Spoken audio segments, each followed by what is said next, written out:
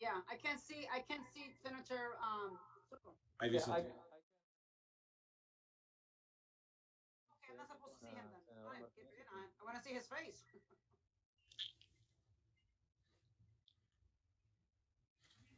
Sí, del,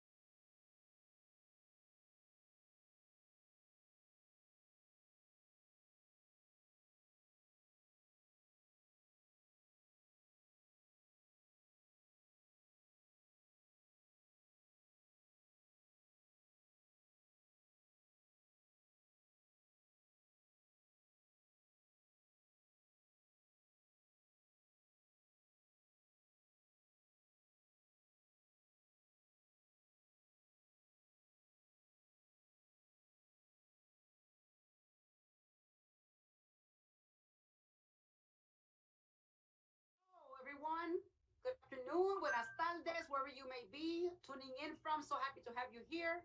Welcome to the Latino Leaders Strategizing the Battleground States, a conversation made possible by the NHCSL, the National Hispanic Caucus of State Legislators, and Lulac with the support of the American Federation of Teachers. I'm State Senator Iris Martinez from the great state of Illinois, who gave you Barack Obama. We did. I am the Hispanic Caucus Chair for the DNC and also the former president of the NHCSL. Thank you all for joining us today. We are very excited to host you today for the strategic conversation with our elected officials and community leaders. I'm very proud of the work we have done, but there's a whole lot more to do. And we will hear from great leaders today about exactly what is the work that is cut out for us. But before we begin, here's a snapshot of the amazing work Hispanic legislators are doing all across the country.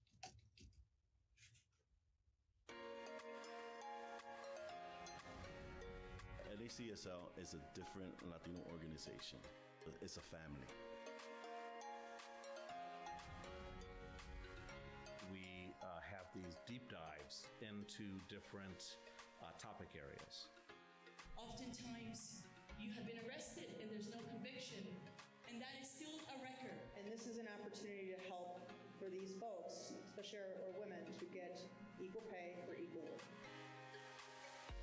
They have an amazing team that will help you with research, policy ideas, and help you how other states are working on the same pieces of legislation.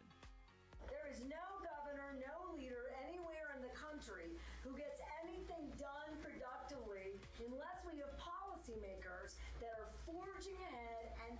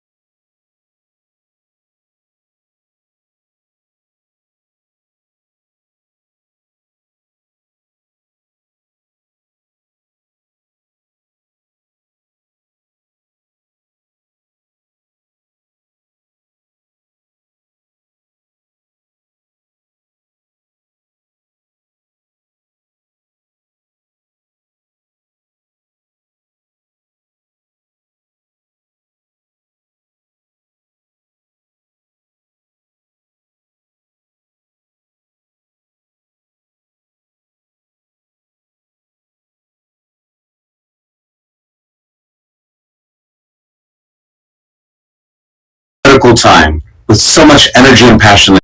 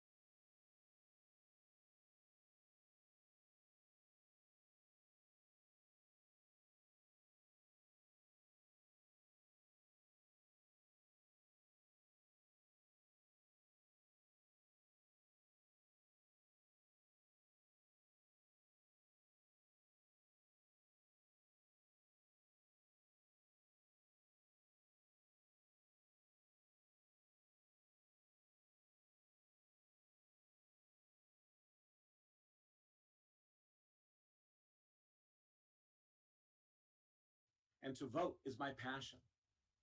And we all know that voting this year has been and will be a unique experience.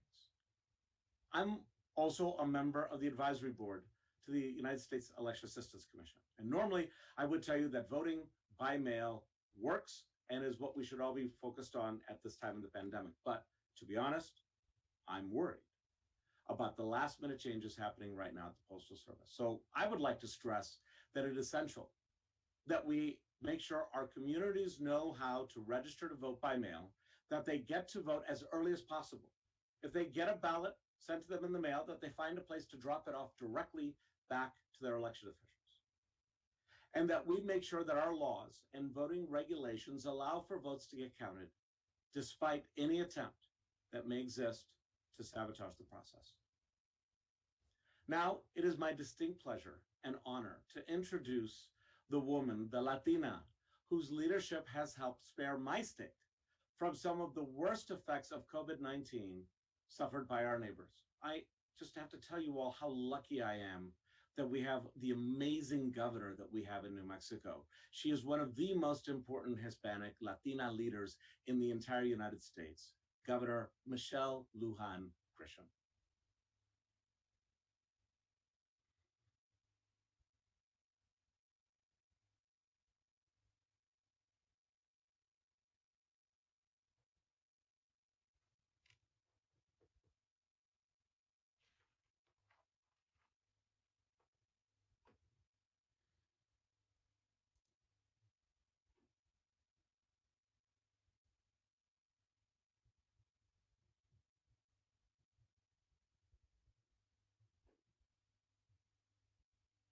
And we are apparently waiting for Governor Lujan Grisham to come in to the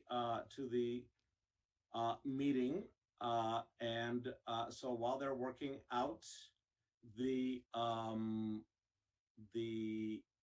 technical aspects of it, let me just tell you all, because this is part of the excitement of having the governor that I have, the Latina that I have leading my state. So she's a former Secretary of Health for the state of New Mexico. She used to be Secretary of Aging and Long-Term Services for the state. She was a member of Congress and was chair of the Congressional Hispanic Caucus. And so in these various roles, she is so prepared. None of us were planning to be in this situation. And yet, through hard work and the luck of time, I was able to have my governor be somebody who was the absolute right person to have at the helm at the time that we started having to deal with these issues. And so I do think that Governor Lujan Grisham is in queue. So let's see if we can go to her at this time.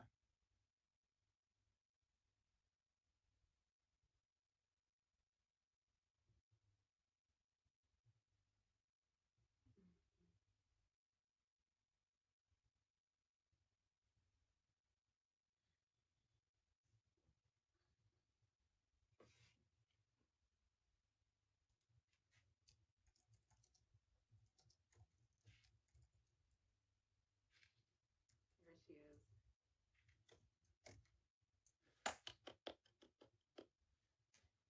Governor, please proceed.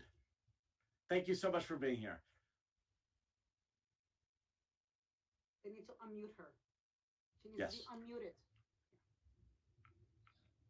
Well, that was exciting. Just so everybody knows, typically I'm not punctual to start with, but I've been sitting in my chair, Senator Ivy Soto, I promise, for the last 40 minutes.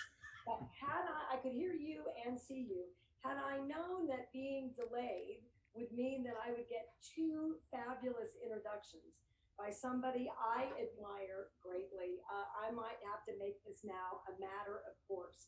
But I want to congratulate you all for having access to another incredible New Mexico leader. What I was saying when I didn't know I was muted is he's very humble. He's actually a national expert on elections, election law, voter protection, and voter access. And I promise everyone that New Mexico embraces that expertise and does everything we can, including in a COVID world. We have another incredible New Mexico legislator, Representative Patricia Roybal Caballero, who's the treasurer. And I want to just give a shout out to the National Hispanic Caucus of State Legislators, because this is going to be an incredible vehicle for making sure that every vote counts, that every issue that we know makes a difference for communities of color gets presented and gets out there. And of course, someone who's working very hard to get the vice president elected, I know unequivocally that there isn't anybody better for communities of color and Hispanic and Latinos family and Latino families than the vice president and his running mate, Senator Kamala Harris. Two more quick shout outs. Lulac, thank you very much for being a partner today and for all the work that you're doing. President Garcia, I know that you are a lucky guy indeed, and so is the organization, to have yet a third New Mexican involved in a national leadership position. Pablo Martinez, you're doing a great job. We're lucky to have you. And what it speaks to is there is any number of efforts where we can show and demonstrate incredible Hispanic Latino leadership if we have the right president in the White House. Now, this battleground states effort, I want to highlight just a couple of things. One, 13% plus of the vote is Latino voters this election cycle, this November, with just more than 80 days to go. Reaching all of these voters and their families is critical. And we know that we've got 3 states in play, Arizona, Texas, and Florida. If we can push out that vote and make it really clear what it means to vote for Vice President Biden, who's got a Latino policy initiative that's everything from making sure, and for me in particular, that working families are getting the investments and the support so that they can realize the American dream. And why did I say for someone, for me in particular? Because the lowest wage earners are Hispanic women, right? 53 cents on the dollar for every white man. Makes no sense today that we are still fighting for income equality, for equity, for adequate representation, and for the kinds of issues and efforts that will make a difference, including making sure that we have historic investments in our Hispanic serving institutions and all colleges and universities that have a majority Hispanic student population. This is an effort to equalize our opportunities across the country. And that's not enough. To make sure that we're creating the kinds of educational opportunities K through 12 so that we have real choices in the pipeline for jobs and careers. All of these issues have been not only disregarded by the current White House, they have been attacked by the current White House. And I believe that we all have an obligation, it's a moral imperative today more than ever before, to make sure that the racist, hateful, divisive attacks, that we stand up against them, that dignity, equality, humanity, fairness, recognition for a hard day's work, those efforts, if we can restore those policies and those characteristics in policymaking and governing in the United States, I promise we're not going to see more minorities of color left behind when we have a public health crisis. We're not going to see more Hispanic-owned businesses go by the wayside because they're the least likely to get the investments, whether they're from the federal Paycheck Protection Program or other states, frankly, inadequate efforts to adequately support all of our minority-owned businesses. And you know, New Mexico leads the nation in women-owned, Hispanic women-owned businesses per capita. It's why I'm so incredibly honored to participate today. It's why I'm so incredibly lucky to have the kind of New Mexicans who are policymakers and national leaders. And it's why I am so excited about introducing the next speaker, who quite frankly needs no introduction. He's our own Latino rock star, the Secretary Julian Castro, whose brother I got to work with in Congress. is an icon about his tireless advocacy and incredible leadership. And as we are facing yet another housing crisis, and where far too many Americans and far too many of them represent communities of color, Hispanic and Latino families who don't know how they're going to pay their mortgage this month, don't know how they're going to pay their rent this month. We need more than ever the kind of expertise and dedication that assures us that this housing crisis will be addressed and will be fairly addressed so that we're protecting all communities and households of color. I'm very honored today to give a shout out and introduce the secretary, the first ever presidential candidate who's also Latino. I'm incredibly proud of his work, his passion, his advocacy. I have to say I'm pretty proud of his twin brother as well. And without any further ado, please join me in welcoming Secretary Julian Castro.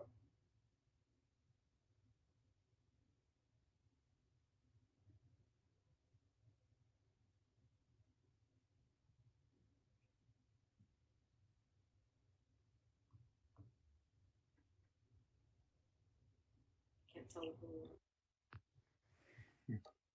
Hello, Governor. How are you? Secretary, I couldn't be better. Uh-oh, looks like. Sorry about that. Oh, first of all, Governor, thank you so much. The feeling is mutual. You know, I bring greetings from my brother Joaquin, and he told me to tell you how proud so many of us are of your leadership and the way that you have stepped up during this coronavirus time period, especially, and in different ways made New Mexico one of the role models for the nation. Thank you for your great leadership and for being a part of this today. I also want to give a shout out to Senator Soto and to Senator Martinez, and of course to my good friend and fellow Texan, Domingo Garcia, the chair of Lulac, to all of the organizations that have been involved in putting this together, and especially to each and every one of the folks who are watching here today and participating in the Democratic National Convention and helping to support a ticket that is going to create a brighter future for all people in this country, including Latinos. You know, I grew up with a mom who was a Chicana activist. My mother, Rosie, was a Hellraiser when she was young, and she had a passion in her blood for making a difference for Latinas and Latinos across the United States, beginning here in my hometown of San Antonio. One of the things that I learned from her is that it takes all of us to make change, whether we're in the halls of Congress, state legislatures across the United States, in city halls, in communities throughout this country, or marching, protesting on the street, or in corporate boardrooms, pushing the private sector to do the right thing, in nonprofits, in our churches, in our neighborhood associations. In every single way, I know that the people on this Zoom call are making a difference. And now is the time to redouble our efforts for two reasons. First of all, because the Latino community is in a state of emergency. We're hurting from this pandemic. Health-wise, Latinos have gotten infected, gotten hospitalized, and have passed away from the virus at very high rates in communities across America. Economic-wise, Latino small businesses have been absolutely rocked by the economic downturn, and Latino employees have been disproportionately laid off and unable to do the work that they're so used to doing.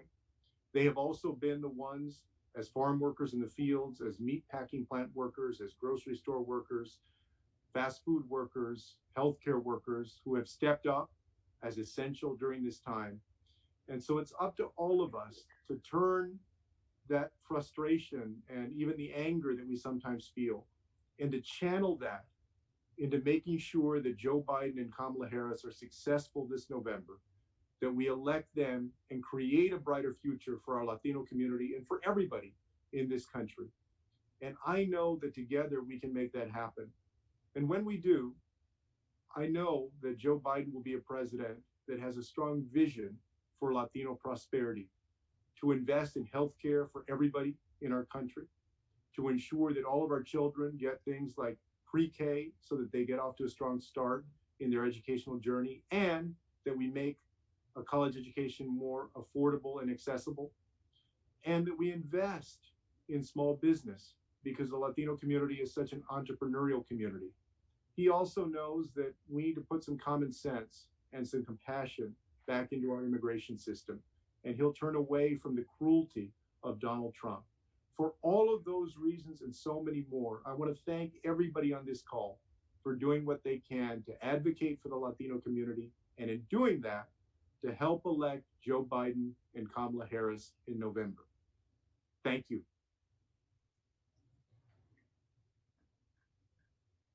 Thank you. Thank you so much, Secretary Castro.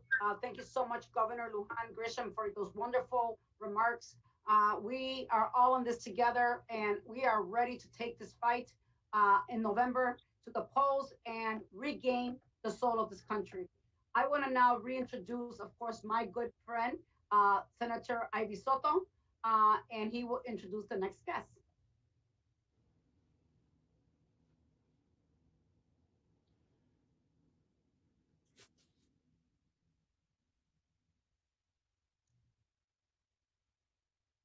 Unmute yourself.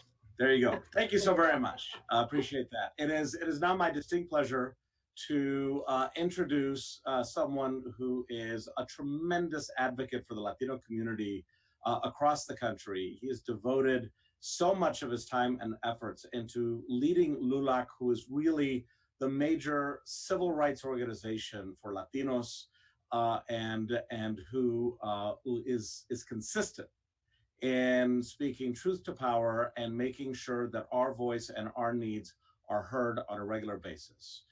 My colleague, Domingo, please, Garcia, take it away.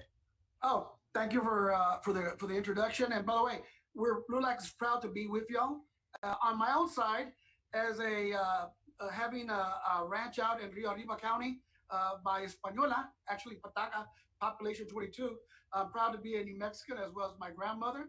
I'm a former state representative from Texas, having authored the Texas Dream Act, so I relate to all of those state elected officials. I've been in your position also.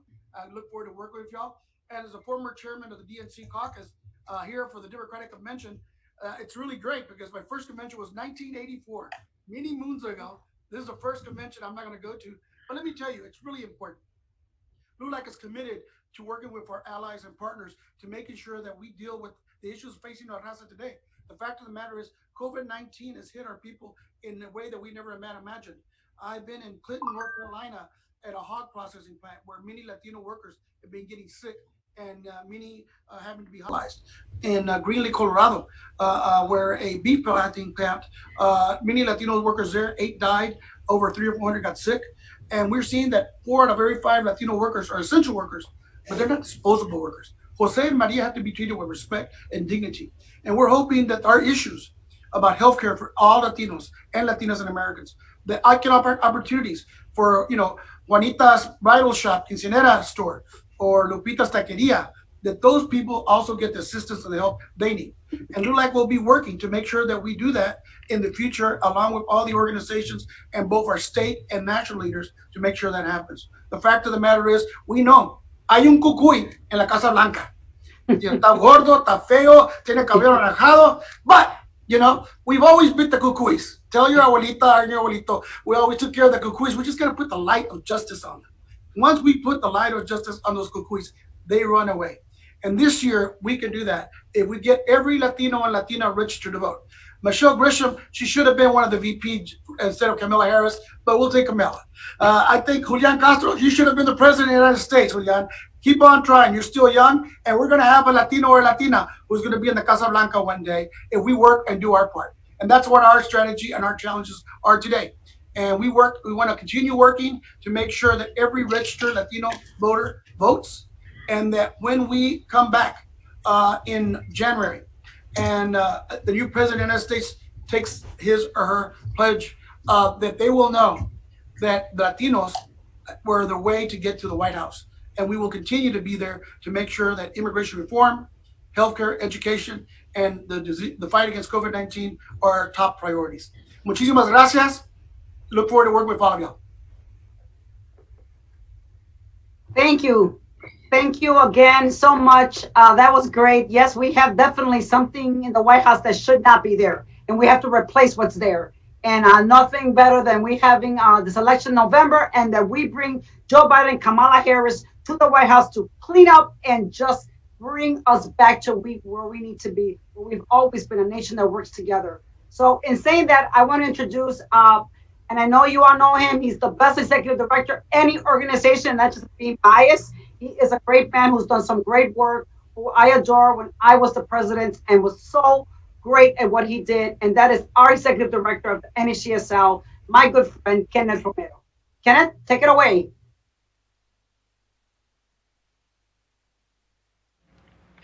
Before we begin with our panelists, let's hear from one of our top partners, our good friend, Evelyn de Jesus, Executive Vice President for the American Federation of But we're getting there. Evelyn?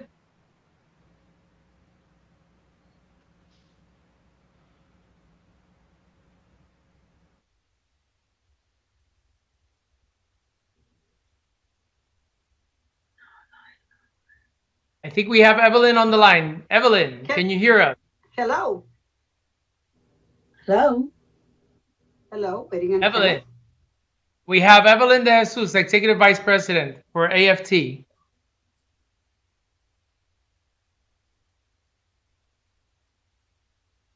There we go. Hey, Evelyn. We'll resume right back. We're just, How are you? We have some little technical difficulties. We'll be back in 2 seconds. Okay. Evelyn? Can you hear me? Hello. Evelyn, I can hear you.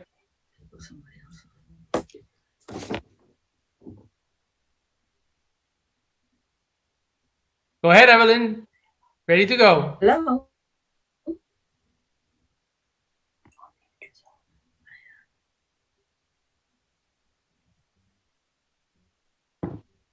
Evelyn, can you hear me? Good afternoon. Good afternoon. Go ahead. Hi, I am Evelyn de Jesus. As the first elected Executive Vice President of the American Federation of Teachers, it is an honor to be with you, leaders of NHCSL, Lulac, and this incredible group of distinguished guests. As a New Yorican girl who grew up in the Lower East Side in New York City, I can tell you how much I wish my mother could have been here to see her daughter on a program with Governor and Secretary Castro. It is also a special thrill to be introduced by Senator Ivy Soto, a former educator and AFT local leader himself before he ran for office. Look, there are 1.7 million AFT members, about 3.5 million when you count members of AFT households. So we are everywhere. We have locals and state federations in every one of the battleground states on your agenda today.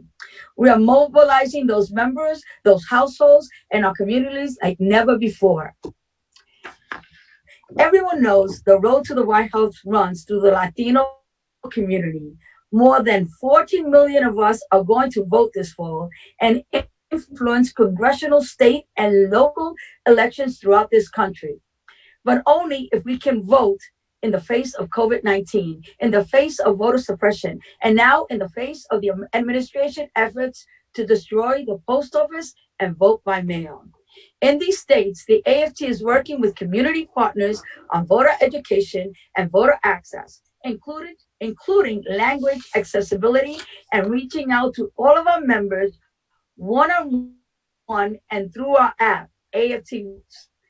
To all you political professionals, if you're not yet hooked up with the AFT affiliate, please reach out now and you will find eager, experienced partners who can put boots on the ground virtually and in person. Our poll worker program will increase voting access everywhere. And it starts with our own president, Randy Weingarten, who will be working at a polling site in your neighborhood. AFT relief and advocacy work in Puerto Rico after the hurricane and earthquake gives us a special connection to the Puerto Rican diaspora on the island, in Florida and other key states where my hermanos and hermanos now call home. Look at 2018, when dozens of our members and former members got elected to governor's mansion in Minnesota and Wisconsin, to Congress, to state legislators, down to school boards everywhere. I don't have to tell you what's on this ballot this year. It's not the future of the dreamers, our economy, the pandemic, and the racial justice. It's also the future of American democracy itself. Working together, we will accomplish what we could never achieve on our own. As Latinos, we must make our vote count. Thank you for having me here. Gracias, and thank you. Thank you, Evelyn, and thank you to AFT. What wonderful partners. We want to thank Randy and Cesar Moreno as well. So let's get ready to kick off this session. So let me welcome Representative Alex Garza from Michigan, Representative Danilo Burgos from Pennsylvania, and Representative Yocasta Samarripa from the host state of this year's convention, Wisconsin. Representative Samarripa, how are you? Can you hear us?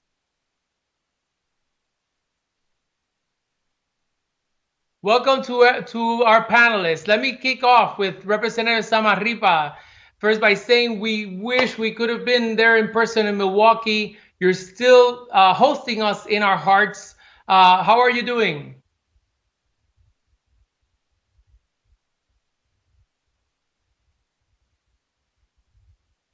Representative Samarripa.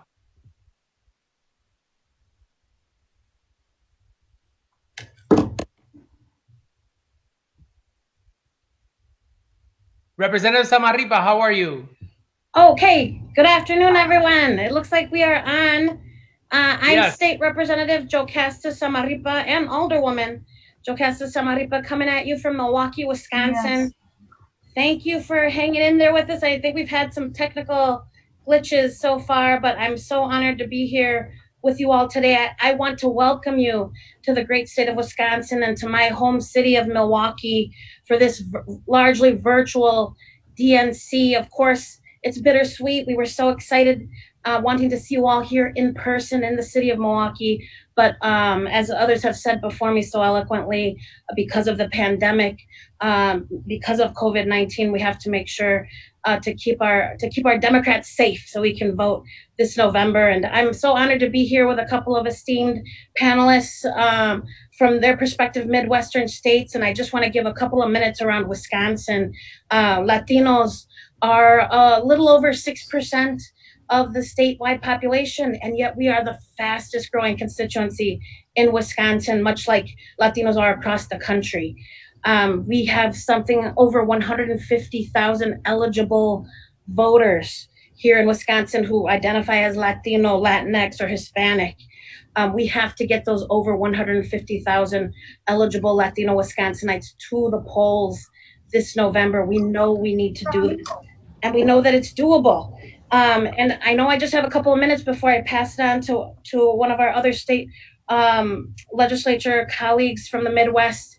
But I do want to make sure that folks know if we want to galvanize the Latino vote here in Wisconsin, the easiest way is to get involved with Joe Biden's campaign. I was just talking to some of our wonderful campaign staff on the ground. We already have a statewide Latino outreach director in David Aguayo here in Wisconsin.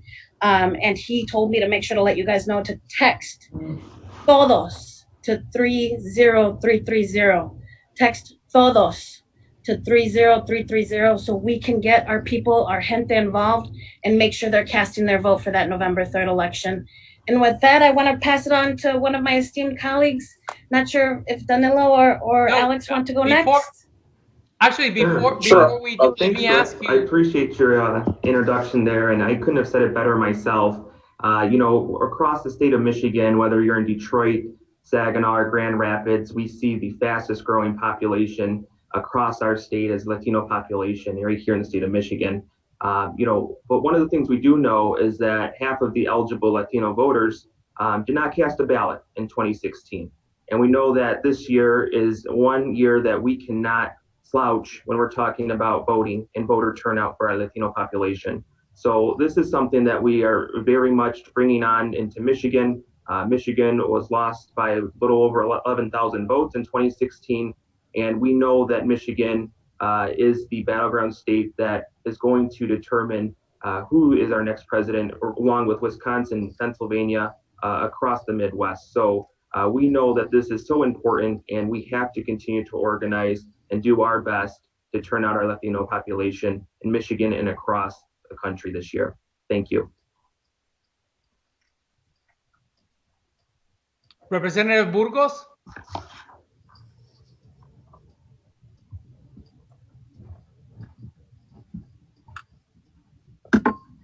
Can you all hear me? Muy buena tarde. Thank you to Lulac and National Hispanic Council of State Legislators for inviting me to speak this afternoon. I'm proud to be with all of you this afternoon and speaking about how can we engage the Latino vote. So let me ask you all, let me start with Representative Samarripa. In Wisconsin, you mentioned that there's been rapid growth in the last few years. I guess most of that has been in the southeastern and mid-Wisconsin. How can people that are listening and joining us today help your efforts to boost the Hispanic vote in Wisconsin, across the state?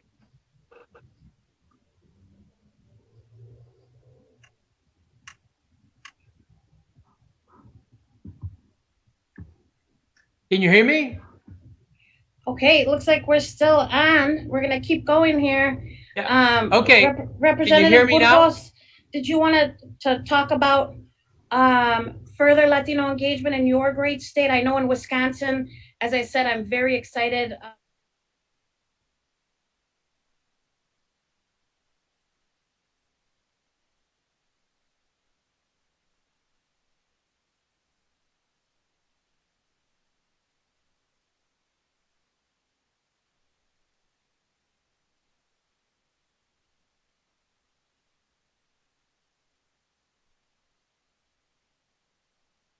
Can you hear me now? Can you hear me now?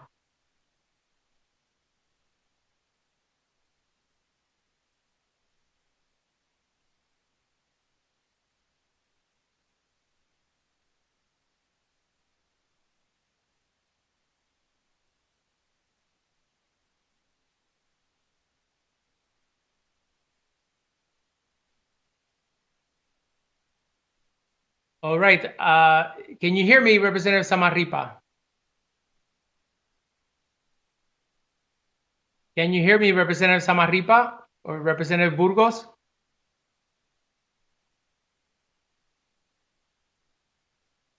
Hello. Can you all hear me?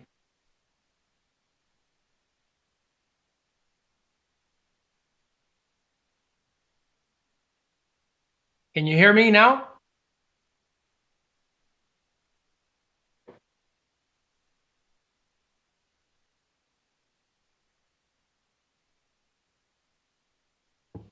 All right. So I think now I can see all of you. Can you hear me, Representative Samarripa? Can you hear me? All right.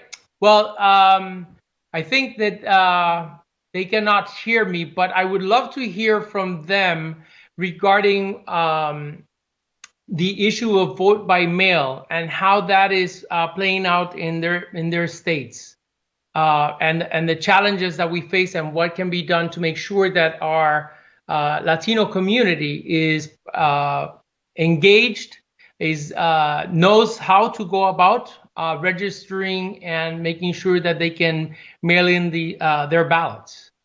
Can I get? Yes, we're still on air, Senator Samarripa. We're still on air. We're just. Okay. Can you all hear me now?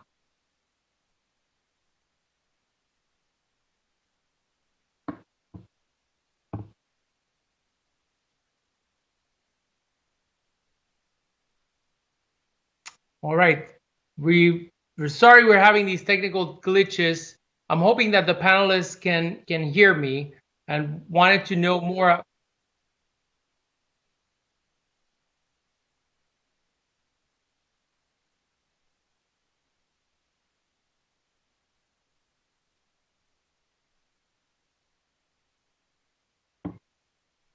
All right. You let me know, Mauricio. We're ready to go.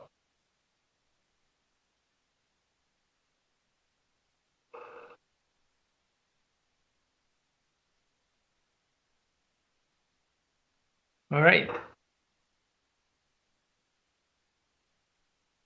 We really, sorry about these technical glitches. As you know, all of these meetings are taking place now virtually. It could have been so much better, and we were all hoping to go to Milwaukee for this year's convention and join Representative Samarripa.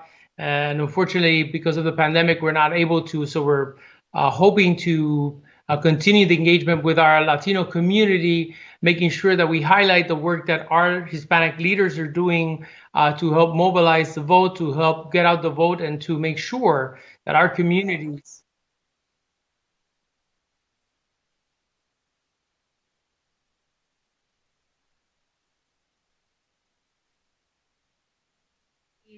And I can.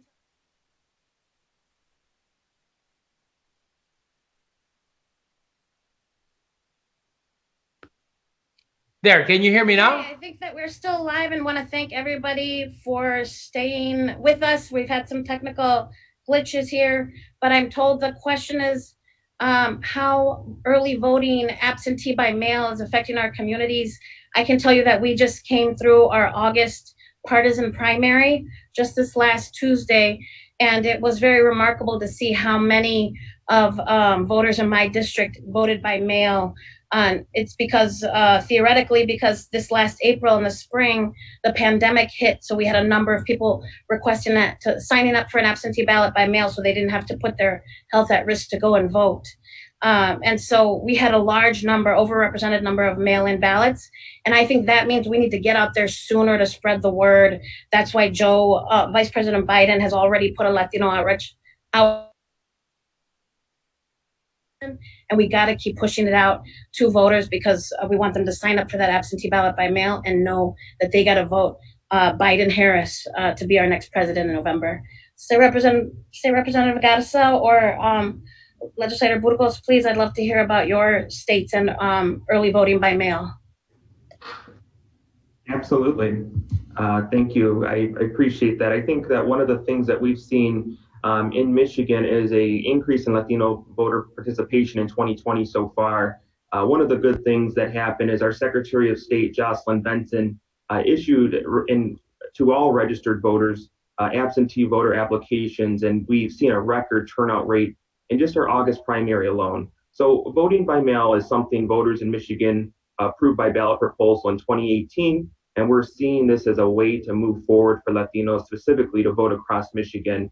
Also with the new rhetoric coming out of the White House, we are cautioning mail-in voters to make sure that they mail in their ballots weeks in advance of the general election, because we know that there's new threats coming from the White House on these efforts to make sure that we're doing our best to turn out our populations in our state. So we're continuing to do that. We're continuing to do the work on the ground here in Michigan. I'm proud to serve on Vice President Biden's National Latino Advisory Council, and we're continuing to do work in our states and organizing so much earlier than we have in the past to get these turnout numbers that we want to see in order to get Vice President Biden elected along with Senator Harris. So there's a lot of work happening, but we see this as a very big positive thing for our state of Michigan, and we're continuing to hit the ground running and making sure that we're driving Latino turnout across the state. Representative Burgos? But here in Pennsylvania, this past primary was the first time we actually got to vote by mail with no excuse absentee ballot.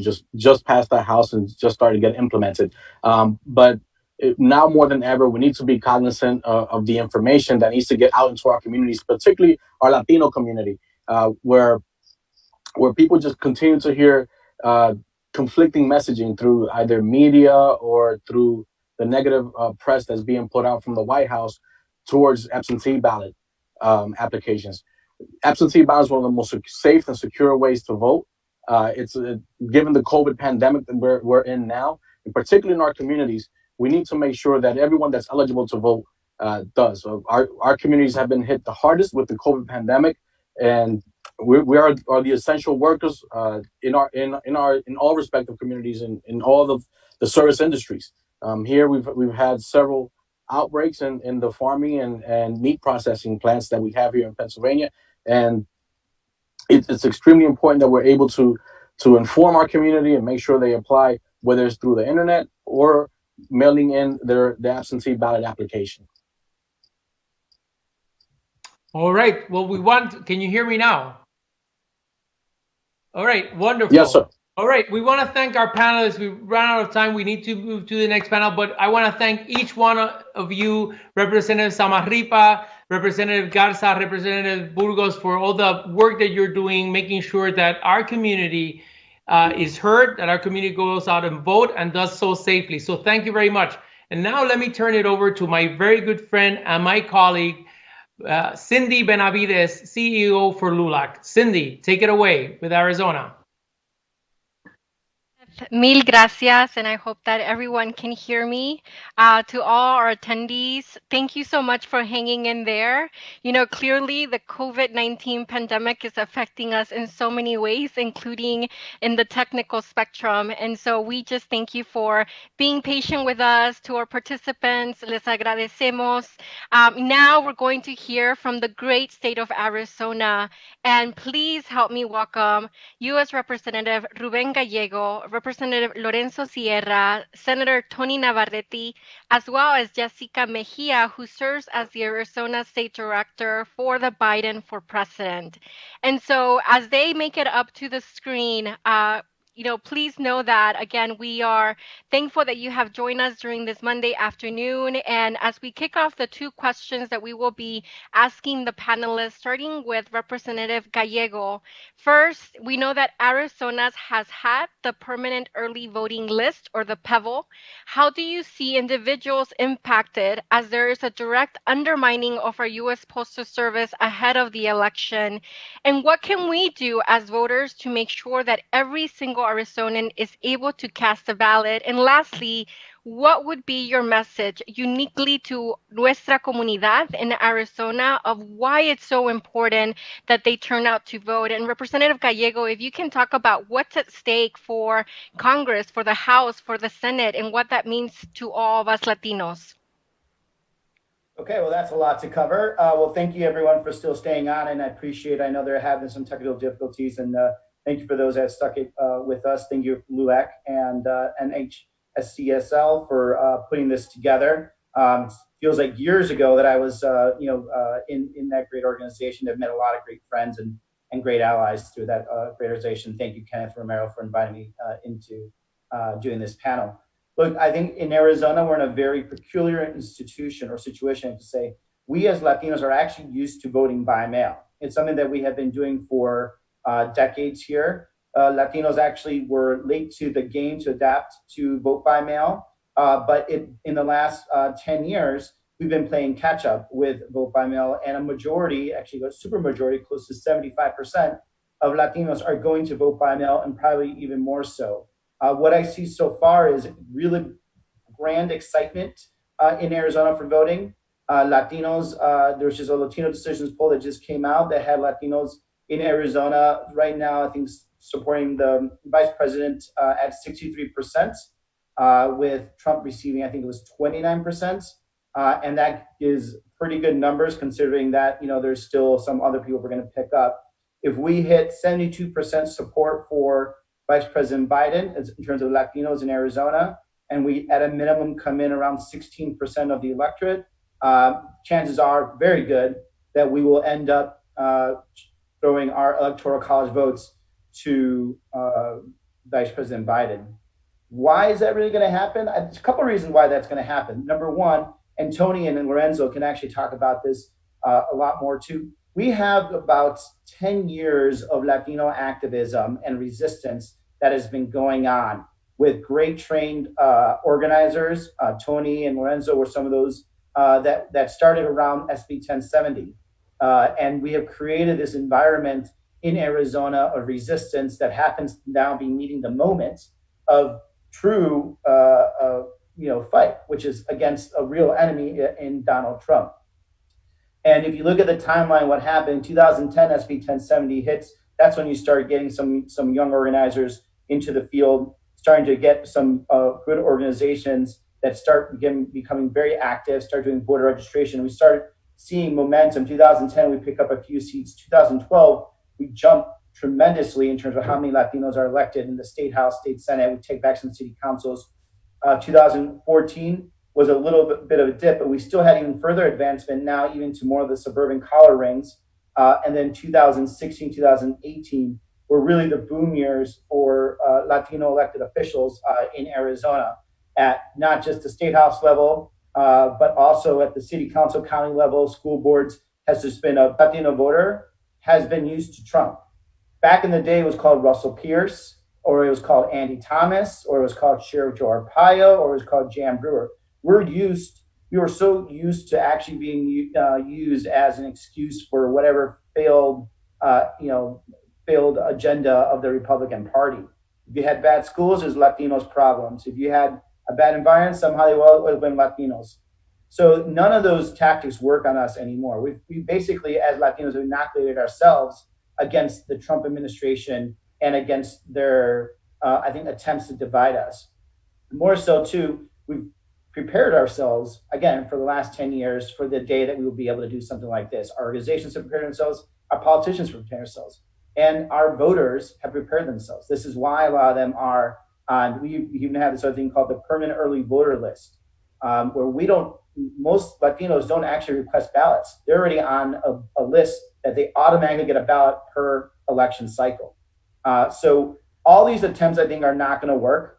If anything, I think it's actually going to affect Republicans more than anything else. I think a lot of Republicans are going to avoid vote by mail. I think Latinos are going to adapt by getting their ballots early, filling them out early, or dropping them off at a polling place or a site. So we're going to continue that message. I think part of our job here in leadership with Tony, Lorenzo, and all my friends, and Jessica, is that we have to communicate to these Latino voters that yes, you should return your ballot. If you have any doubts, return your ballot early or drop it off at these polling places. And we're very lucky that we have a county recorder named Adrian Fontes, who is also going to ensure that the vote is counted, and he's going to be opening up early polling locations so people can actually vote early. And I think it does matter. Last year, in 2018, the largest election day turnout in terms of change were young Latinos going to the polling booth.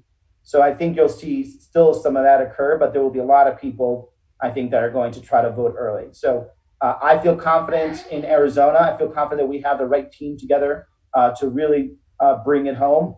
I think, at the end of the day, the most important thing that people are going to talk about, I think, is going to be the COVID response.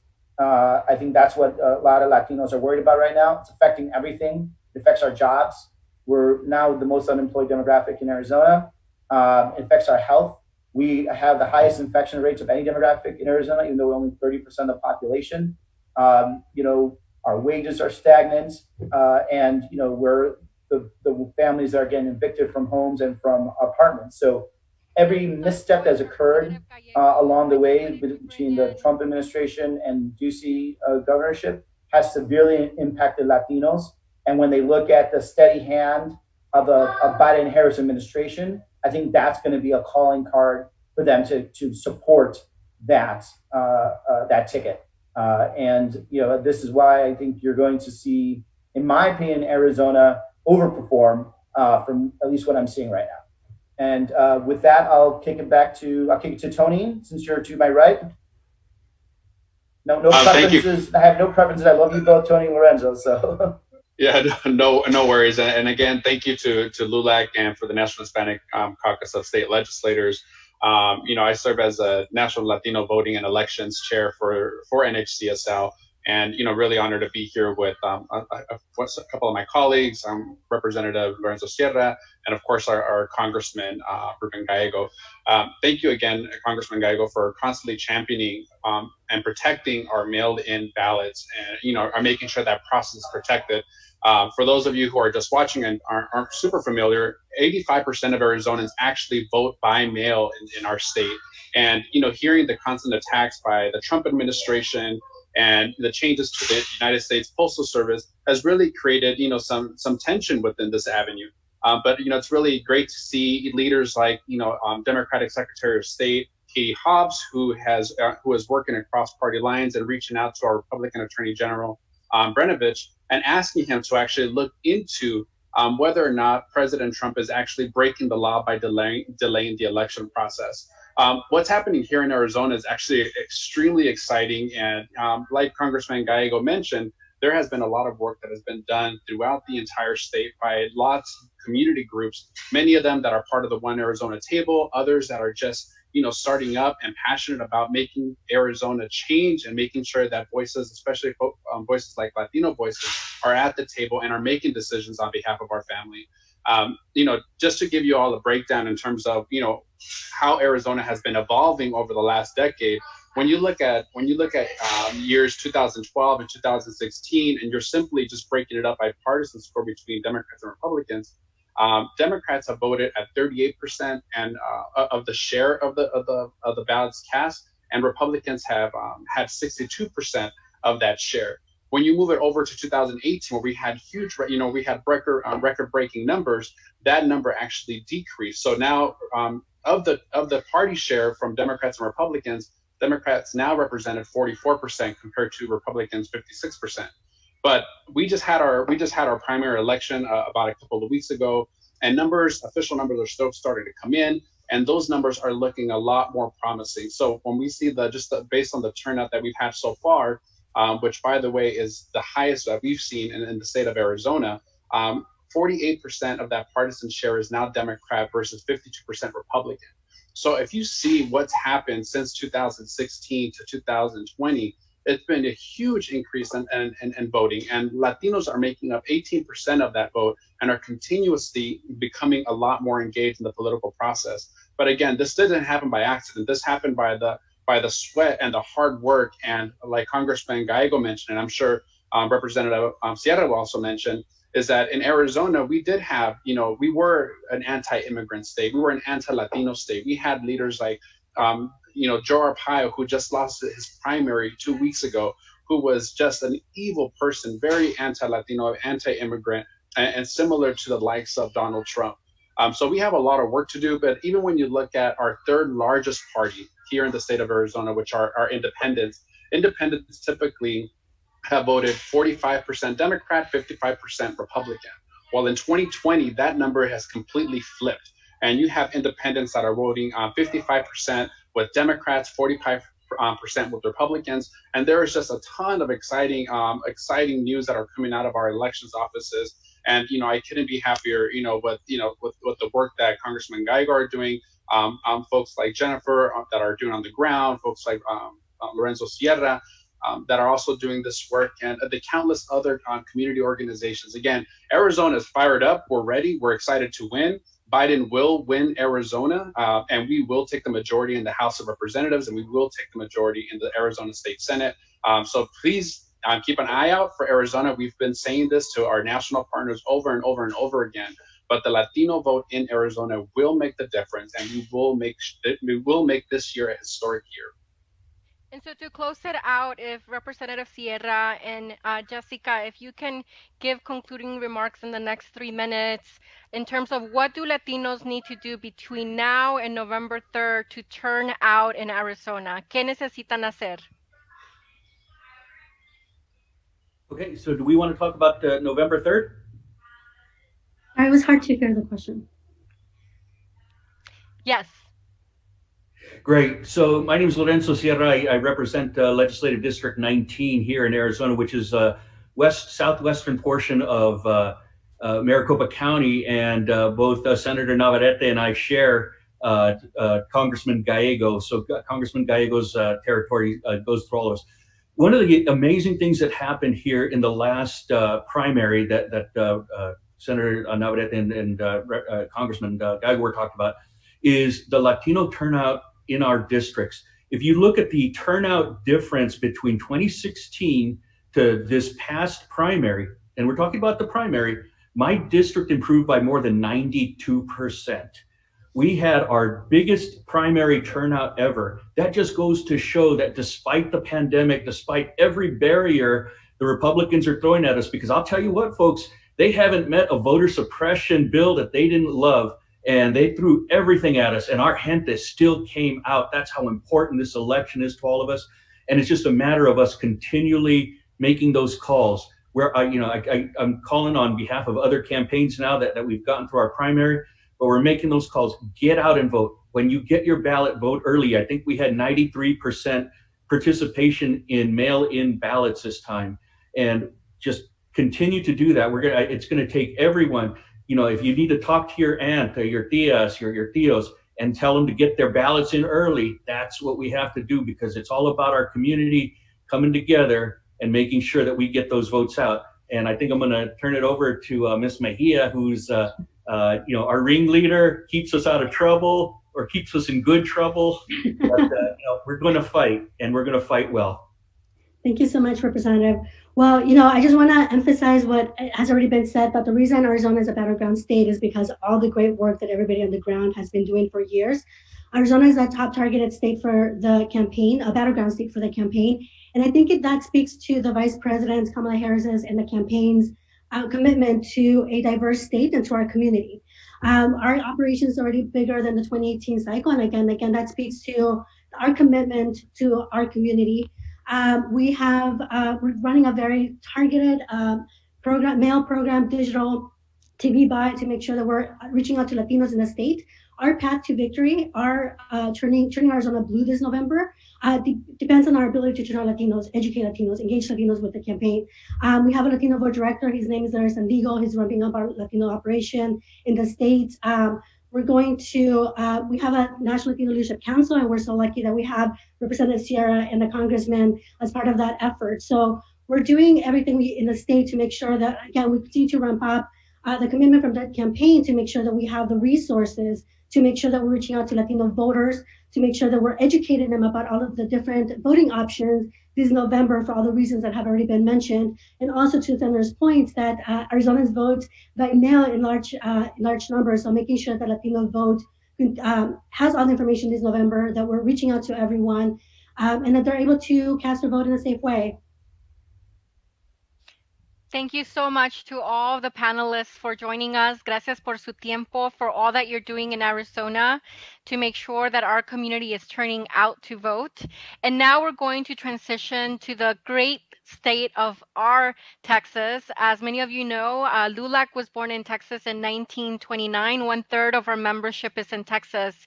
And so with that, I want to welcome Representative Victoria Nieve, also Senator Jose Menendez, as well as Lulac State Director Rudy Rosales, and lastly, and most importantly, also Rebecca Acuña, who serves as the Texas State Director for the Biden campaign. And so as they make it up to the screen, the questions that I want you to answer, one, the importance of the census, and we see the undermining of the census, of making Latinos invisible, as well as, I think this is on everybody's mind, will Texas turn blue for the first time this November? And if you can give your opinion on that. And lastly, we know that right now COVID-19 is ravaging with our Latino community across the Lone Star State. What are the options the Latinos have who are too scared to vote in person? And what are each of you doing to make sure that we get the Latino vote out? And with that, I'll turn it over to the panelists. Great, thank you. I'm happy to start. My name is Victoria Nieve. I'm so excited to join y'all from the Lone Star State, the biggest battleground state right here in Texas. I serve as state representative for House District 107.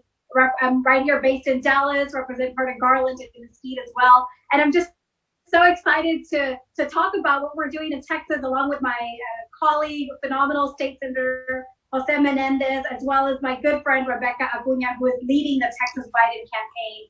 I'll tell you, I grew up in the Lulac organization. I'm very thankful to the organization for the doors that it opened for me. We got to continue that pipeline and make sure that we get our next generation ready to run for office.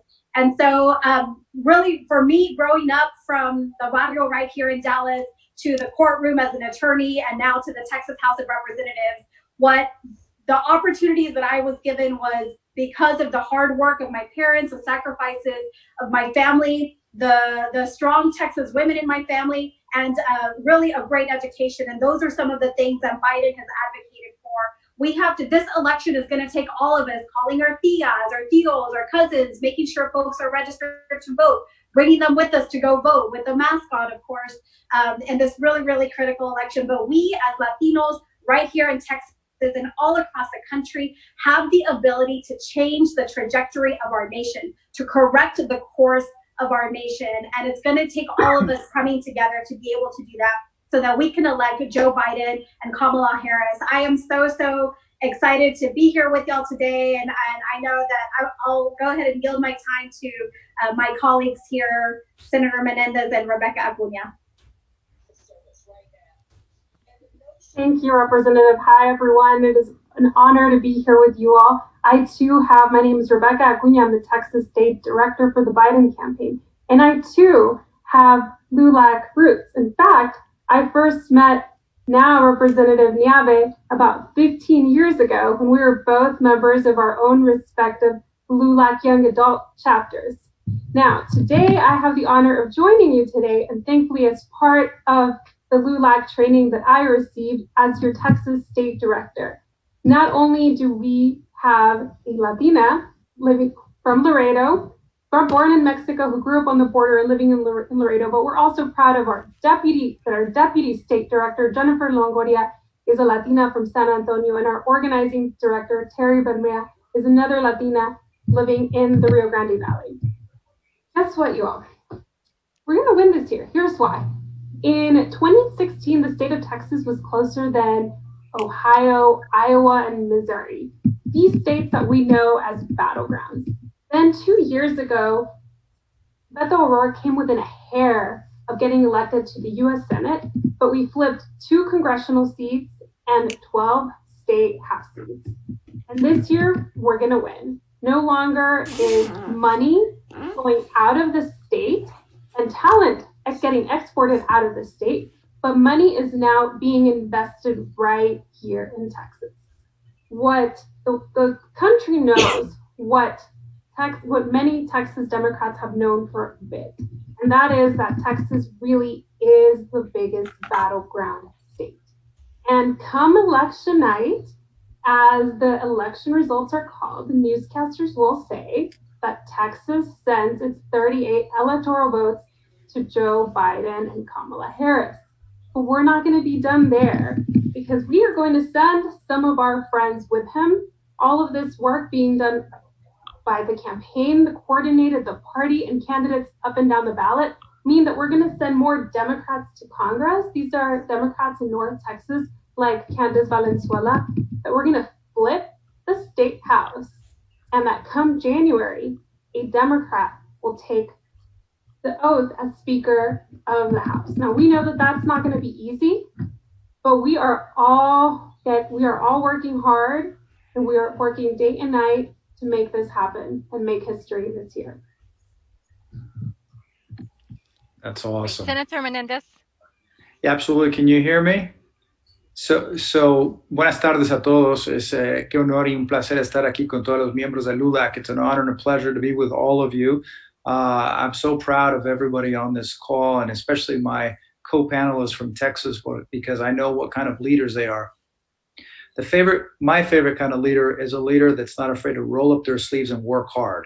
And that's what I know in the people on this panel and the people that are working to make Texas, not just like Rebecca acaba de decir, not just go the 38 electoral votes for the Biden and Harris team, our next president and vice president, but also to flip the Texas House. And why is this important to all of us? Because what happens after the census, as we all know, those of us involved in politics, is going to be the redistricting of the state of Texas, the remapping of the districts. And for too long, the state of Texas has been gerrymandered in a way that's not reflective of our population. The greatest number of increase in population has been amongst people of color, in particular the Latino community has been growing so much faster, but we haven't been growing in representation. And so this, I would bet money, is a national phenomenon. And it's a phenomenon that we need to start being better represented in the halls of Congress. And the only way that's going to happen is if we get fair maps. Our people don't need an advantage. They just need a fair and level playing field. And so that's why it is so critical that we fight against every single form of voter suppression. That's why we need to get in office to stop a lot of these bills that are meant just to keep our community from being represented at the ballot box. And so I couldn't be more proud and more appreciative of the efforts of Lulac and the NHCSL for what you're doing to make this a reality. We're all in this together. And so just know that we're going to be working together. Texas is going to flip the House. We're going to deliver for Biden and Harris. And the only reason it's going to happen is because la gente va a salir a votar. And when you're talking to people, you're on their doorstep and you're talking to them, or you're talking to them on the phone, you need to remind them que si no votamos, no nos van a respetar y no nos tienen miedo y no nos van no nos tienen el respeto. Y cuando no nos tienen respeto, no nos van a dar lo que nos merecemos. And so we have to be there. We have to show up to make sure that we get what we deserve. And so I'm proud of all of you. I'm proud of everything we're doing. And one of the things that I think that we can't forget, because I know that many of us on this call, whether you're in New Mexico, where there are multiple generations of Latinos that have been there since before the boundaries changed, but there are also many of us who are recent immigrants or children of immigrants. And for so many of those people whose parents took them to vote for the first time when you were 18 years old, because it was the ability to have a say-so, to have tu voto que diga algo, que tengas una voz en esta comunidad. That's what's so critically important. And especially now that they've tried to, they've taken straight ticket voting away from us in Texas, we have got to get out there and be disciplined about voting all the way down the ballot. And we have got to make sure that every one of our people that are out there talking to potential voters, that they tell folks, you got to vote all the way down the ballot. Because yes, it's important for us to take over the White House, critically important, but it's also important to be represented in the school boards, be represented at City Hall, be represented in the county courthouses. Everywhere we need to have representation that is equivalent at a minimum to what our population is. It has not happened because we have not been voting in the numbers that are represented. Much of that is on us as elected officials. We need to step up and as candidates and give people a good reason to get out to vote. Educarlos, darle la razón, and it's got to be much more than it's just que ese hombre terrible que está en la Casa Blanca, que es un racista idiota. We all know that. That's a basic standard. But we also have to give them esperanza de una mejor vida, que no van a ser todos iguales y que todos se tapan con la misma cobija. Because these are the things we hear, and we have to step up and we have to show them that there will be change, and it'll change that they will feel. Because right now there's a lot of fear. And in my opinion, much of the response to COVID-19 has been one that has been, our community has been so terribly impacted at such a high level that I believe that it's one that's a somewhat of a strategy to keep people away from the ballot box. And if you think about it in combination with stopping the mail-in ballots, I mean, what a better way to try to win a race that you've lost than keeping people from vote. So we have a lot of work to do, and we have got to make sure that at the very local level, from the very bottom to the top, that people understand que van a estar seguros, que no vamos a poner sus vidas en peligro, pero que tienen que venir a votar. Thank you very much. Gracias, Senator Menendez. And Rudy, if you can take it home, close it out as our LULAC State Director in dos minutos. And thank you again to all of you for joining us today. Rudy. Well, first of all, it's an honor to be with all these distinguished panelists. So I'm going to go straight to the point. I agree with everything that all of y'all have said. I just want to point out that we have 20 districts in the state of Texas divided regionally across the state. And with y'all's help and with each individual, with all politics are local. If we can get our local people involved at the local level, we can do this. We can pull this off. So I want to be brief and tell you that we have already started a strategy that each district director will encompass a regional area: Houston, San Antonio, Austin, Dallas. We will work and welcome to work with any organization that is on the same page with us in reference to getting the vote out. I wanted to because I wanted to wrap it up, and I didn't want to be too long, but I just wanted to give you some numbers and to put things into perspective, and especially Ms. Acuna, because of the Biden campaign, although I'm not politically one way or the other, but anyone who wants to put money into District 5 in San Antonio, a population of 150,019 registered voters, of which 14.4 voted in 2018. That's a total vote of 21,602. That's subtracting 417 votes that we could have had. District 7, San Antonio, once again, you have a population of 171,564. Only 53,184 voted. I think I've made my point. If we can put the resources into, and these are predominantly Latino districts, you're talking 90 to 97% in District 5, and I believe it's 90% in District 7. My point being is, we're leaving these on the table. These are votes on the table. If we want Texas blue, just like District 5 in San Antonio and District 7, also, I'm sure we have inner city districts in Dallas, in Houston, Austin, and if we pay them the attention they deserve, we will get a large voter turnout. And I want to thank all of you. I appreciate the time. Anytime, please call me. I'm always here to help. Mil gracias, Rudy, and thank you to all of you. Now we're going to transition to the great state of Florida. Kenneth, go ahead and take it away.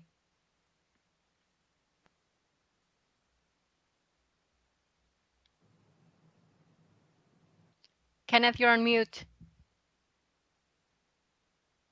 Thank you very much, Cindy. And as we transition from Texas to Florida, let me just say a few things as the panelists start joining us.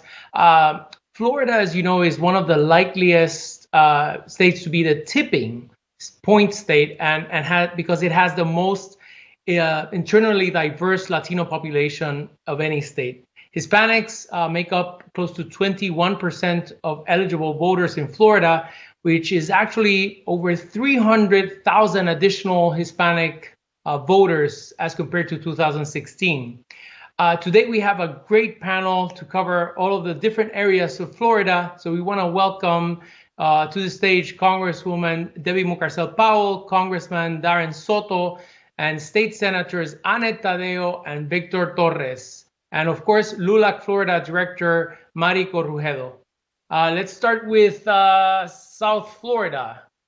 Can you hear me, Representative Mucarcel Powell? My Latino powerhouse is over there.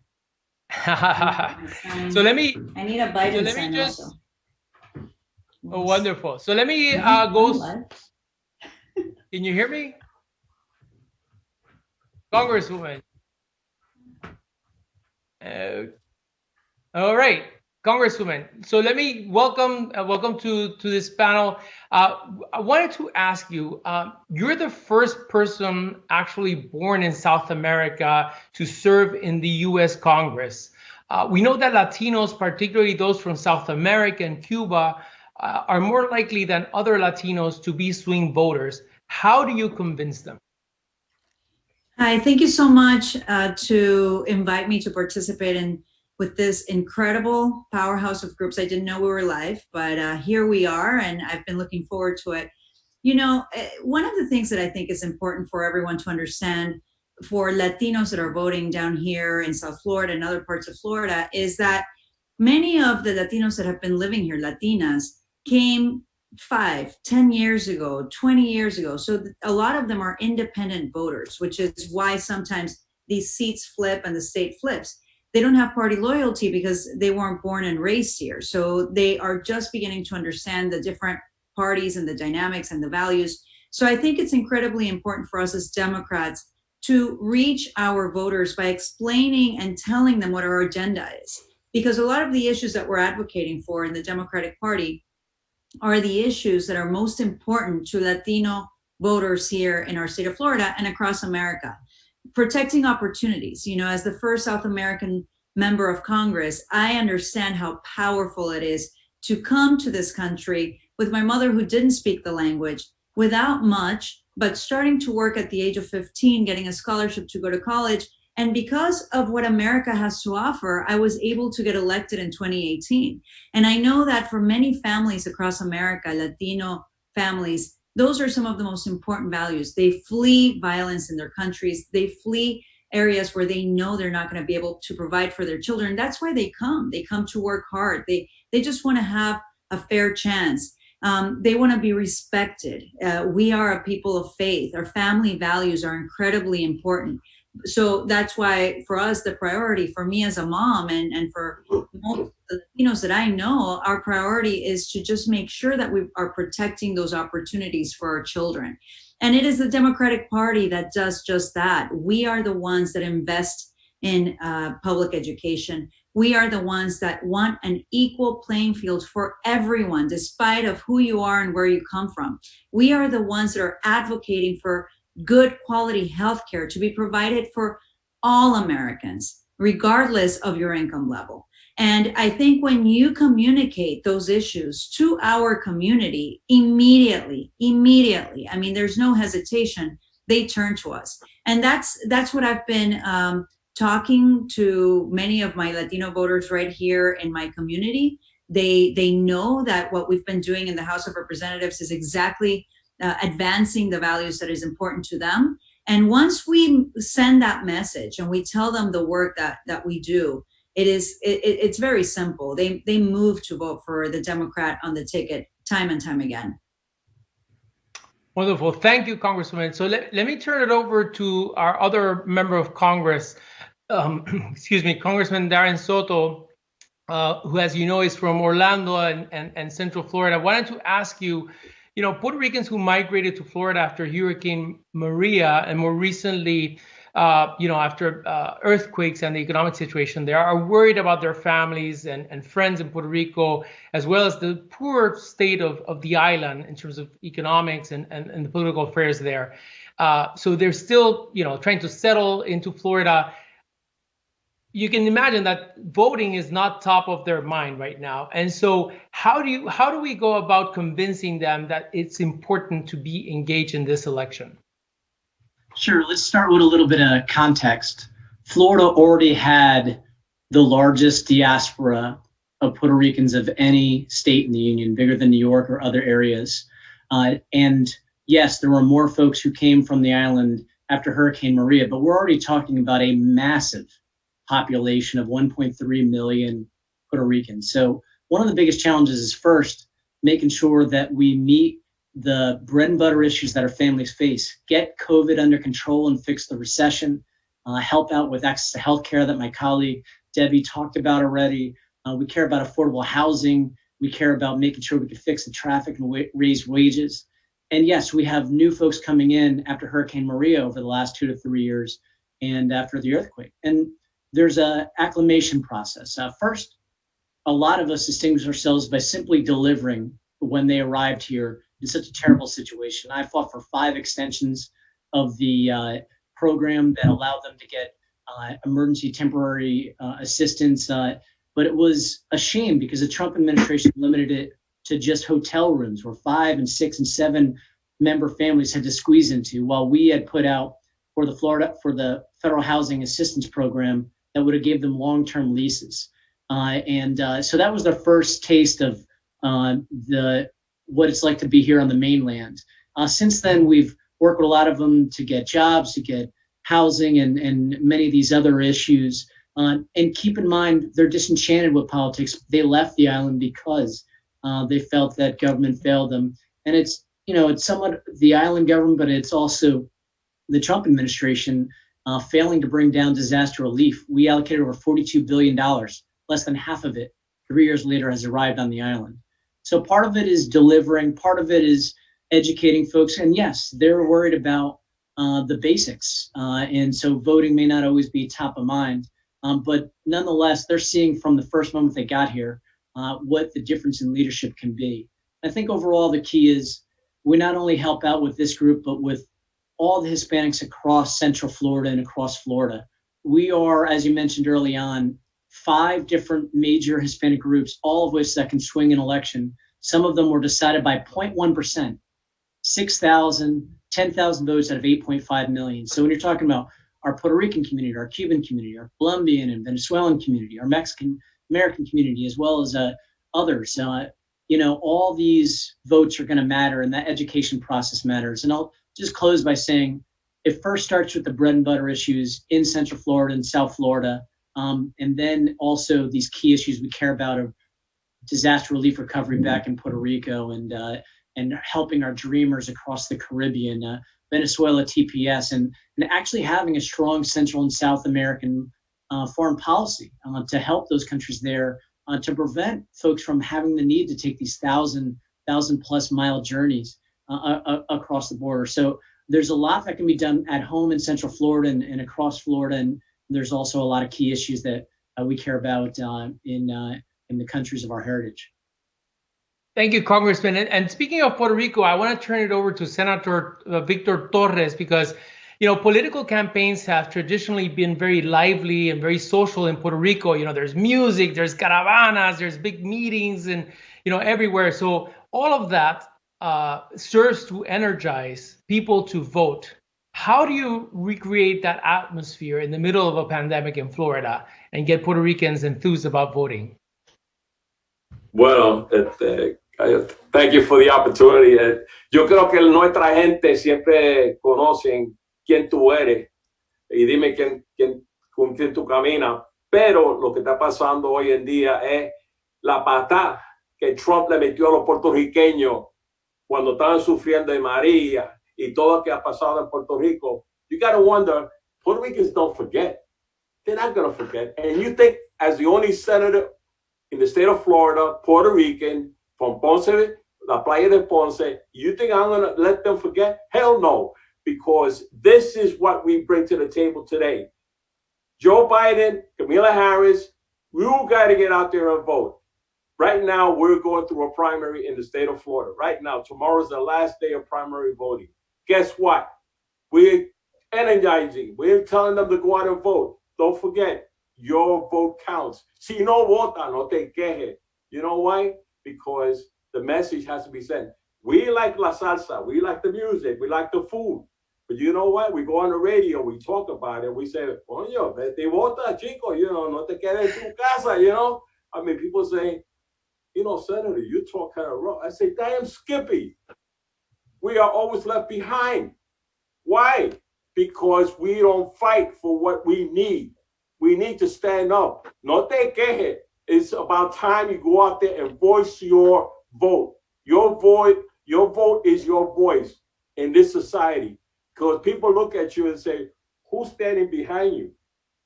Dime, ¿quién está parado detrás de ti? Who's supporting you? How are you going to get the people out? Well, we use all the systems that are available to us. And I think that this pandemic has put us a stalemate, hold us back. But guess what? I was out there, I hit my precinct recently, my whole precinct, and I met people. And me said, ¿de qué partido tú eres? I said, yo soy demócrata. Ah, tú no eres de Trump. Hell no. Eso es el mensaje.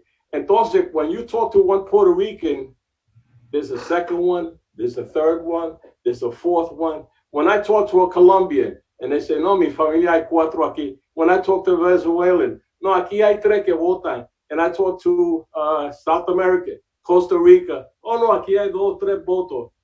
Why?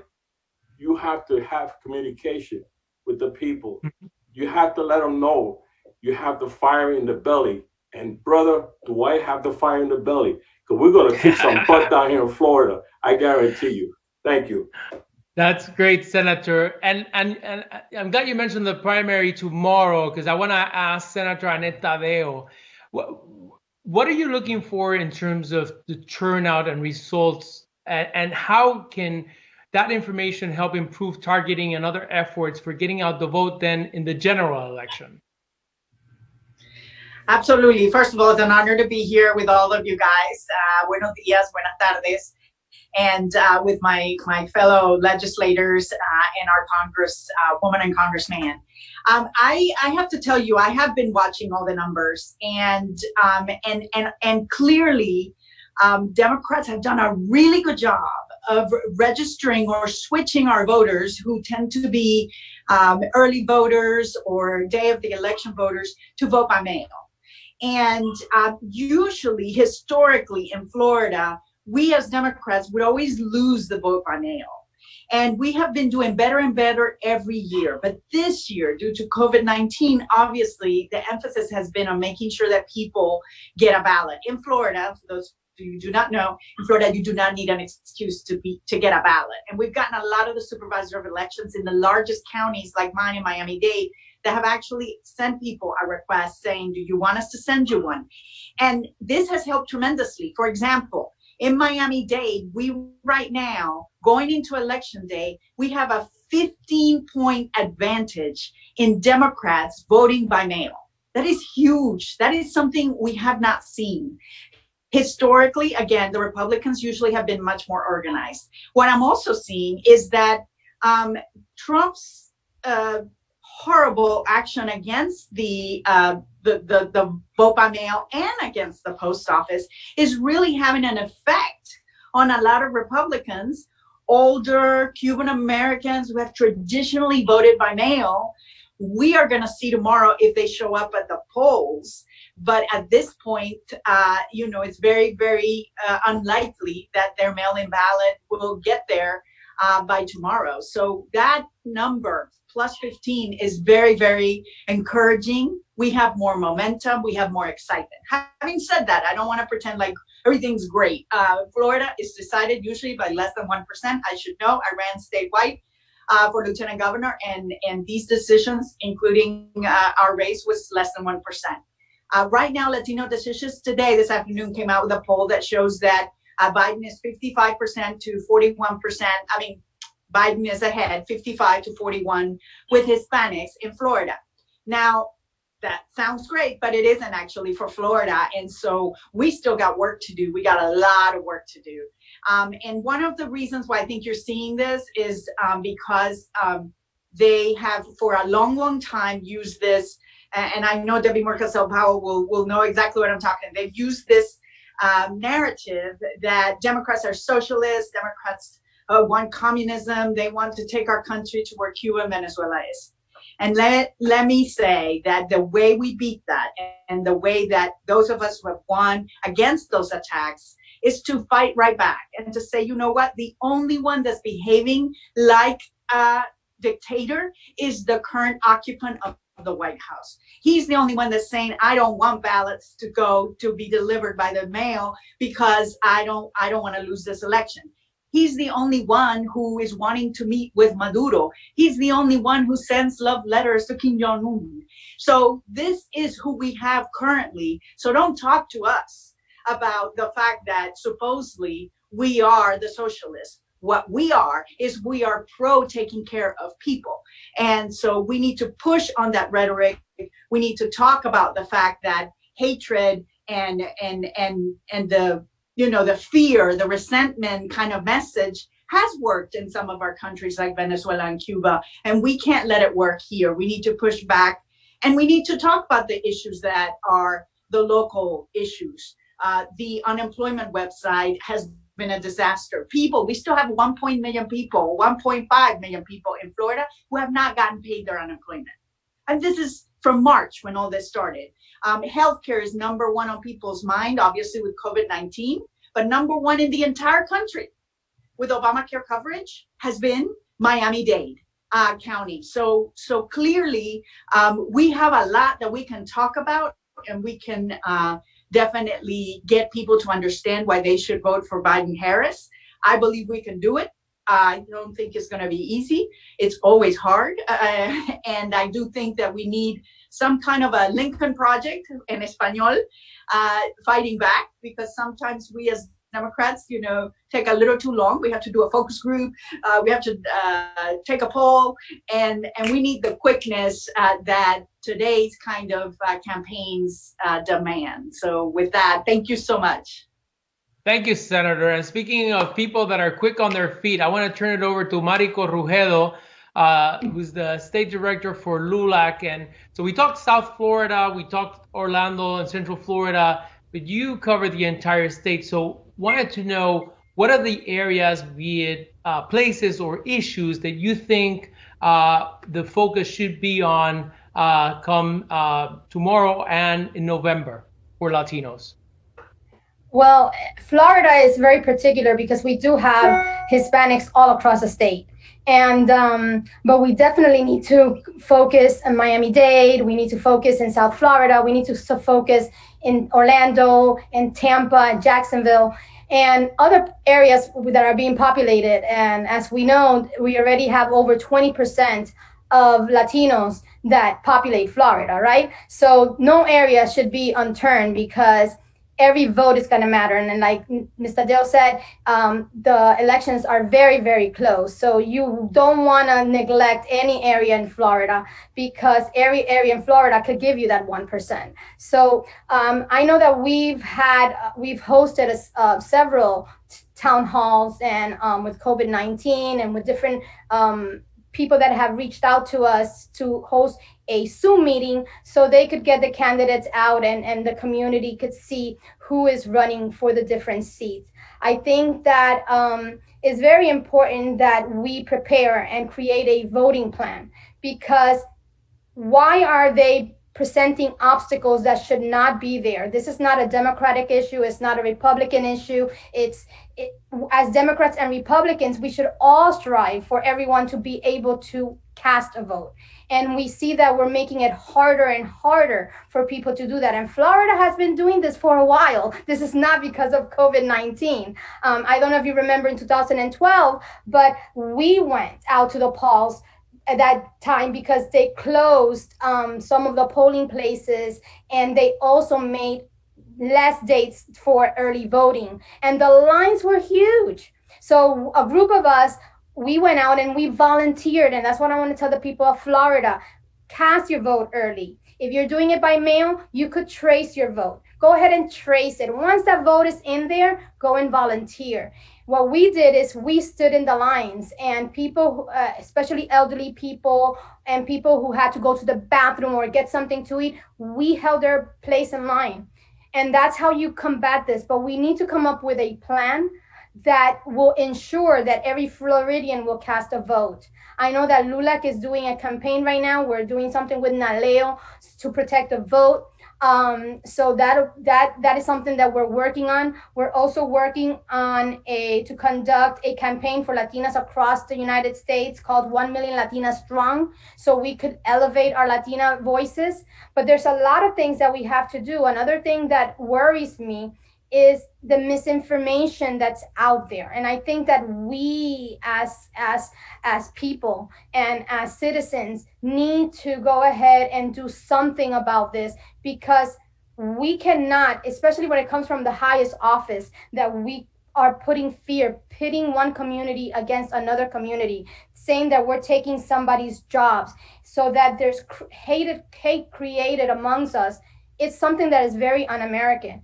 America has been formed by the love of different communities that have come to our nation, and we should not lose our values during these times. So it is exciting to see all of you. I have worked with many of you, and we need people that care about democracy. You see, with freedom comes great responsibility, and this democracy will not survive if we kind of get dissuaded by these people, because they are in power, so they want to stay in power, and they will do anything to stay in power. So it's up to us to tell them, no, this is a democracy, and this democracy belongs to me.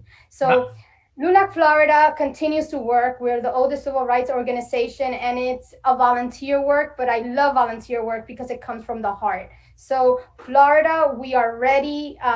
Let's make sure you register to vote, and that we stay on the rolls. A lot of people don't understand this, but one of the things that Florida did is purge some people from the rolls the last time, some of the last elections. So make sure that you are on that website and check your voting record, check that you are active, check that everything is okay. Then you're going to cast your vote, and then, like I said, volunteer and make it so that other people are able to vote. But we could bring everything back just by voting. Our vote is our voice, and we cannot just give it up.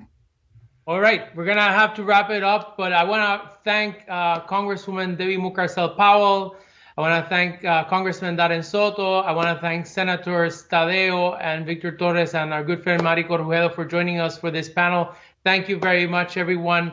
Now let me turn it over to bring back my good friend Cindy Benavides for our closing panel, where we're going to be talking about the importance of the youth vote as well as the LGBT Hispanic vote in our community. And we have two special guests for that. So let me bring in Cindy. Can you hear me? Yes, Kenneth, thank you so much, and so great to hear our friends from Florida. I want to introduce our National Vice President for Youth, Joeleji Organista. And Joeleji, as you make yourself to the screen, could you talk about the importance of representation and making sure that Latinos are represented, not only in running for office, but obviously sending that strong message to both political parties that's important to have us at the table to make sure our voices are included, so that, you know, that shows the respect that they have for us. And lastly, what would be your message to our youth who are on the fence about voting this election year? So hello, my name is Joeleji Organista. Thank you, Cindy, for introducing me. As mentioned, I'm the National Vice President of Youth in Lulac, and I am in Salt Lake City, Utah, which is the land of the Shoshone youth and Paiutes. I do want to recognize also that youth encompasses a lot of, I think, ages, right? So I myself identify as a young adult. I'm 28. I used to be a high school teacher, so I think those that I taught were youth. But in terms of just even putting things in perspective, 4 years ago, last time we had a presidential race, the freshmen are now seniors that are 18 years old. There's a whole high school generation that are eligible to vote. And so just putting things in perspective, right? When it comes to the Latino, Latina, Latinx community, well, why do we even need to run for office? Well, I think there's a lot of young Latinx people running for office that are good examples of why we need to, right? I'm personally running for office. I'm running for the school board.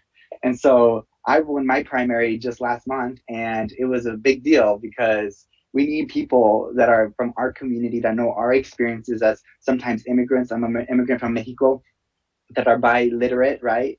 That grow up low income, to be there making decisions, especially in the very local level, from school board, city councils, right? One of the issues I think that really captures young people, and especially last year, if you think about it, was climate action, right? There was a critical mass of young people rallying around and protesting, making sure that climate action was a big issue, and is still a big issue in terms of the Democratic platform, and also on not only the Democratic platform, but the platform for Biden and Kamala Harris. There needs to be a very strong progressive agenda about what we're going to do, because the statistics are very clear in the research that there's less than 10 years to take real action, and if we don't, there's going to be irreversible consequences. For me, that's going to be still alive, but there's still alive. A couple of y'all are going to be for sure alive in 10 years, but let's say 20, 30, 40 years, right? There's some real things that need to be happening. And so that's one thing. I think it's real clear that when our generation was literally boycotting school every Friday last year because of climate action, and they were boycotting school because of gun reform needed. And you just got to think, right now they can't really boycott school. There's no schools happening in person right now. Some of them are, but you got to realize young people are motivated to do things, and they're going to be showing up to the polls. When it comes to the Latinx young people, the more our platforms are clear about how we're prioritizing generations in the future, the more they're going to be confident in voting for the right people. And it's not just because it's not the other guy. It's more about our future has a clear path of where we're going to be. And so that's my message, and that's where I think young people are going to be leading. Thank you so much, Joeleki. And I know, Kenneth, you're going to jump in and make sure that we get to connect with Raul as well. Yes, so we have a special guest to finish our program today. We have former DNC political director Raul Alvillar from New Mexico. And I wanted to ask you, Raul, first of all, welcome. You know, you served in the Obama White House as the liaison for the LGBTQ community. And I wanted to ask you, because LGBTQ Latinos have important, unique concerns that you know very well, such as the mistreatment of trans people by law enforcement, among many other issues. Are those issues important to mobilizing the Latino vote in general? That's an interesting question, and thank you for having me on, Kenneth, and thanks to President Daniel Avisoto as well, for a fellow New Mexican, and then also to a good dear friend, Senator Ides Martinez, for having me on today and talking with you all. It's an honor. So to answer your question, yeah, it's an interesting question because a lot of the times when we're talking about LGBTQ folks, we tend to lump everybody up together and not go into what might be of interest to a Latino LGBT person. But some of the things that I've seen and is you know, people that are Latino that happen to be LGBT care about the same issues that everybody else cares about. You know, we care about making sure we're going to get a good job, or making sure that we want to make sure that we take care of our abuelitas and make sure we take care of our parents and that they're going to be fine as we progress through our careers. So those are important issues that the LGBT community cares about. But also, as you mentioned too, trans issues are very important to the Latino community, LGBT community, because a lot of these folks, along with the African American community, are overlooked, and these are the folks that are mostly targeted by those who are doing hate crimes. And so we do have to make sure that we're looking out for our trans brothers and sisters to make sure that they are being protected as well. Now, I can say that, you know, I'm on the LGBT kitchen cabinet for the Biden campaign.